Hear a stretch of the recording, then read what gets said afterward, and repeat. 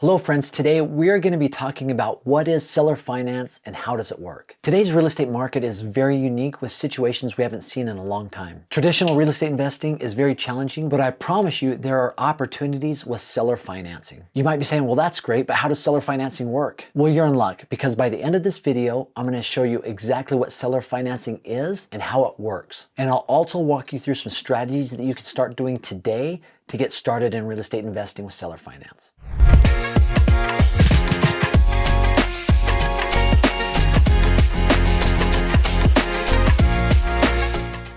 Seller financing has rarely been as important to understand as it is today. Those who know how it works and understand it and can deploy it will be looking by champs here in the near future. So today I'm going to be covering seller financing and how it works in today's world, what it is, what it means. Secondly, I want to talk about how today's market conditions set up nicely to utilize and deploy the seller financing strategies. And lastly, I want to talk about some specific strategies that you can deploy to get started right away with seller finance. If you're ready, let's go. So what is seller financing? Essentially, it's another way to utilize creative financing when it comes to real estate investing. If I break it down really simply, it's when the seller becomes the bank. So if you're buying a piece of property, rather than going to the bank and getting a loan to purchase the property, you buy it from the seller and the seller actually finances that piece of property for you. So why would a seller even do that? Some people own a property, they have a lot of equity in it, and they're still paying a mortgage, and the thought of them making money every single month and still having the money they have into that property secured by the actual real estate itself is very enticing. They love that idea of money coming in every single month with very little risk out there. Now, obviously somebody can come in and trash the place, but ultimately if they do their due diligence, they're going to get the right type of person in there that's buying the property, and then they still have it secured, all their money, all their investment with that piece of property. And typically with seller financing, it's structured where they come in and put a down payment down, just like they do with the bank, and then they agree on a certain interest rate where the buyer then pays the seller that mortgage every single month, just like they would if they were the bank. I've been able to do this strategy a handful of times. I bought a ranch in Idaho probably about 15, 20 years ago. And I went in and I got a loan from the bank. However, I still needed more money down on the property than I could put down at the time. So the seller was willing to finance at 100% a portion of that property price, right? And so he took a third of the price and he financed it to me as the seller. So I paid him every month in interest-only payment. But there was a balloon, and a balloon essentially means that you have to make payment in full at a certain date in the future. And so I had a 5-year balloon, meaning that after 5 years, I had to then either refinance the property or I had to bring money to the table to pay him off or renegotiate with him new terms on a new loan with the balance remaining that I owed him. But it worked out very well because I was able to get this piece of property, and interestingly enough, the government paid me almost $30,000 a year to own this property in what's called CRP payments, Conservation Reserve Program. And so I was able to utilize a lot of that money to cover my mortgage payment and then additional money out of my pocket. But it was a great way to utilize seller finance so I didn't have to come out of pocket with so much money that the bank was requiring on raw land. So how does today's market condition play a role in seller financing? Well, think about it. Over the last decade, people have been buying properties at very low interest rates, almost historically low interest rates. Some that are below 4%, 3%, even some below 2%. It's never been heard of. And currently, what are interest rates at? 6, 7, 8%, depending on piece of property you buy or which bank you go through. But it's almost double, triple, quadruple what it's been before in the last probably 5 years. So that creates a really interesting situation where a lot of times nobody wants to sell their home, right? Because they know if they sell their home with a low interest rate, they're going to have to go get a new home at a much higher interest rate. And buyers out there in the market right now are saying, do I really want to buy this and pay 7% interest on a home? So it creates this conundrum where what do? What are the options out there? And this is where seller financing comes in, where somebody with a very low interest rate can then become the bank and charge the buyer a higher interest rate than maybe what they're being paid, but still be lower than the current status or the current market rate of interest rates right now. And it creates this opportunity where there's certain strategies that have evolved or came to light that are part of seller financing that I really want to dive into right now.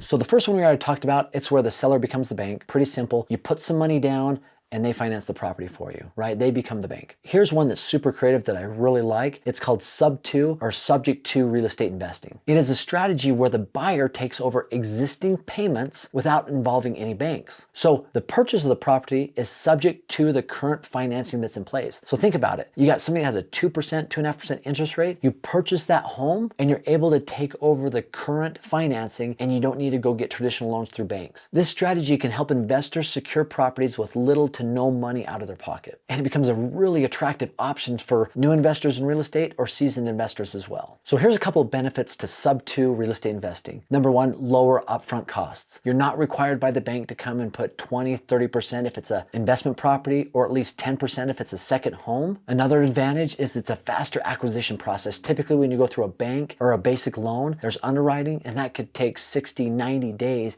to get all the stuff over to them. With this model, it's a much faster transaction process. And the third thing, which is a little bit of a bonus, is it's little impact on your credit, right? They're not pulling credits. They might, but little impact on your credit compared to traditional financing through a bank. And so why would a seller want to do this? Well, number one, maybe they can't sell their property, or maybe they're having a hard time making their monthly mortgage payments every single month. And so by you coming in and being able to take over those payments, that's going to be a great thing for these individuals. Now, essentially, they probably want some money for this, right? But that can all be negotiated. Is it paid up front? Is there something maybe helping with moving costs? Maybe help them find a rental? Maybe you put a deposit and first month rent on an apartment for them. There's a lot of different strategies you can use, and there's really nothing specific that says you have to do one thing or another, but typically there is some sort of monetary transaction that happens when you do sub-2 investing, right? But it could be as small as helping them pay for a moving truck and getting their first month rent paid for, or giving them a little bit of a chunk of change and to take over the mortgage payment. It really benefits the seller when they don't have the means or the funds to continue to make their monthly mortgage payment, and they're in a situation that if they don't continue to make their monthly mortgage payment, where they could come into a lot of trouble, right? Maybe foreclosure or losing the property altogether. And they don't want to do that when they can maybe get some money or get help moving into a better situation with a lower rent payment.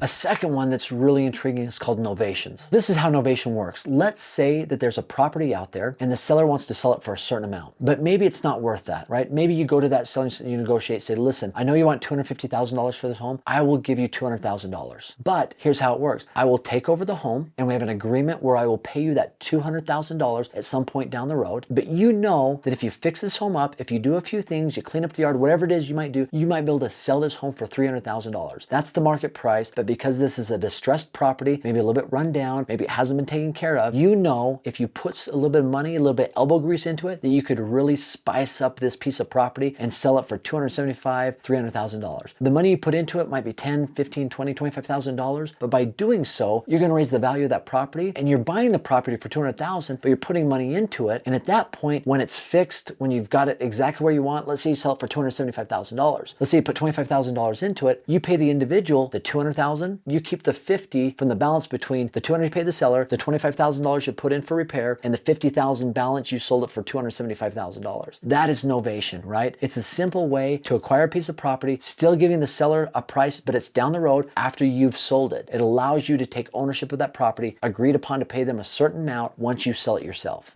Finally, where do you find these deals? One way I really like is driving for dollars. I've talked about this in previous episodes. It's where you're driving through neighborhoods and you see a home that looks like it's a little bit run down. If you go to the homeowner, even to the neighbor, you can get a lot of good information about that home, placing offers on those homes, finding those that want to sell it. If a property is a little bit run down, chances are a lot of times people might be open to selling that home. It's just being able to negotiate and find that deal. Another way that I really love to find deals is through Facebook. I know that sounds strange, but the last two deals that I've done on seller finance have both come through Facebook groups on real estate. And there's all sorts of Facebook groups, everything from seller finance to sub-2 investing to novations. There are Facebook groups for every type of real estate investing, and it's where I found the last two deals that I actually bought property through. It's a great way to find properties. Now, these are some ways that I've utilized seller finance and ideas that I really like, but I would love to hear your feedback. What are some seller financing strategies that you've used that have really helped you in your real estate investing game? Go ahead and comment below. I'd love to enter in a dialogue. And as always, I've got a free gift for you, aaronsfreetraining.com, no obligation. It's a short-term rental calculator where you put the input in, the purchase price, the expenses, and then it spits out to you whether it's a good deal or not. Once again, thanks for stopping by. We appreciate you. Have a great day.